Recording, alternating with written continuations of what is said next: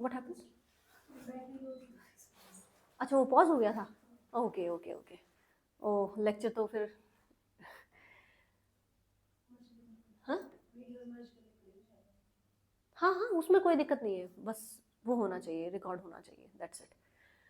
Constituent assembly जो है 11 session लगाए थे, 2 साल 11 महीने और 18 दिन तक। तो ये फंक्शन जो भी परफॉर्म किए इनको क्रोनोलॉजी के ऑर्डर में लिख लेना, ठीक है। आपसे हो सकता है पूछ ले कि which of the function performed by आपकी कंस्टिट्यूएंट असेंबली, और इसको क्रोनोलॉजिकल ऑर्डर में अरेंज करें, ठीक है। Major committee, union power committee, Jawaharlal Nehru. Union constitution committee, Jawaharlal Nehru was the head. Provincial constitution committee, Sardar Patel, क्योंकि प्रोविंसेस से रिलेटेड सारे काम सरदार पटेल कर रहे थे। Drafting committee doctor B R Ambedkar. Advisory committee on fundamental rights, minority, tribal and excluded area, इसके कौन रहे? ठीक है। अब आप देखोगे कि ये ना 3 कमेटीज मिलकर के बनी हुई है। तो इसमें जो फंडामेंटल राइट वाली कमेटी है जेबी कृपलानी जी, माइनॉरिटी सब कमेटी है एचसी मुखर्जी जी, और north east tribal area Assam को पार्शियली एक्सक्लूडेड एरिया, इन सबको गोपीनाथ बारडोली जी, और excluded and partially excluded area A ठक्कर, ठीक है। ओवरऑल कौन हेड कर रहे थे? सरदार पटेल। ये सब कमेटी इसको ये लोग हेड कर रहे थे, ठीक है। अब ये आपको याद करना है। Rules and procedure committee doctor Rajendra Prasad. क्यों? क्योंकि रूल्स और प्रोसीजर कैसे होंगे वो तो प्रेसिडेंट ही डिसाइड करेगा ना, तो doctor Rajendra Prasad. State committee Jawaharlal Nehru. Steering committee, steering किसके हाथ में होता है ना? राजेंद्र प्रसाद, ऐसे याद रह जाएगा।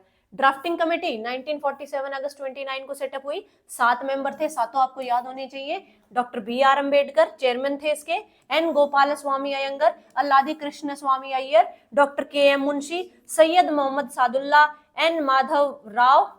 उसके बाद ही रिप्लेस्ड बी एल मित्तर को रिप्लेस किया था, उन्होंने पहले बी एल मित्तर थे, ठीक है, who resign due to ill health. और टी टी कृष्णामचारी, उन्होंने डीपी खेतान को रिप्लेस किया था, ठीक है। पहले बी एल मित्तर और डीपी खेतान थे, उनकी जगह पर आए एन माधवन राव और टीटी कृष्णामचारी, जो कि डीपी खेतान जी एक्सपायर हो गए थे 1948 में, ठीक है।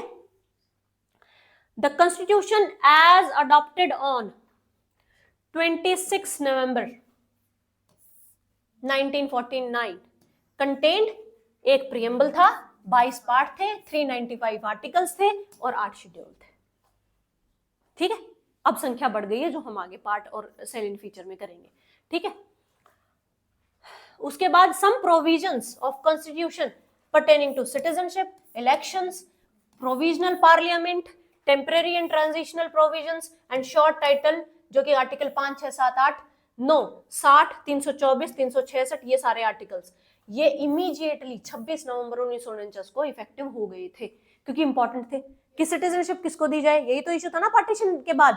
दूसरा, इलेक्शन कैसे होंगे, या आपकी प्रोविजनल पार्लियामेंट क्या होगी, अब ये ट्रांजिशन का टाइम है, पावर ट्रांजिट हो रही है तो कैसे होगी, और शॉर्ट टाइटल्स, ये सारे आर्टिकल तो इमीडिएटली आ गए थे। बाकी का कॉन्स्टिट्यूशन कब आया था? 26 जनवरी 1950 को। क्यों चुना गया? 26 जनवरी का दिन क्यों चुना गया बाकी के संविधान को लाने के लिए? पूरा संविधान तो 26 जनवरी को आया ना। हाँ 1929 के लाहौर सेशन में, जो कि जवाहरलाल नेहरू ने हेड किया था, उसमें पहली बार माना गया कि हमें क्या चाहिए? कंप्लीट इंडिपेंडेंस चाहिए, पूर्ण स्वराज्य चाहिए, ठीक है। तो उसी को कमेमोरेट करने के लिए, उसी को यादगार रखने के लिए हमने 26 जनवरी का दिन चुना कि हमारे लिए बहुत इंपॉर्टेंट है। और वो रेजोल्यूशन पास हुआ था 26 जनवरी 1930 को। 1929 का सेशन था और 30 को पास हो गया था, पब्लिक अनाउंसमेंट 30 को हुई थी, ठीक है। संविधान दिवस नवंबर 19 को मनाया गया नहीं, संविधान दिवस 19 को नहीं, 26 को मनाया गया है।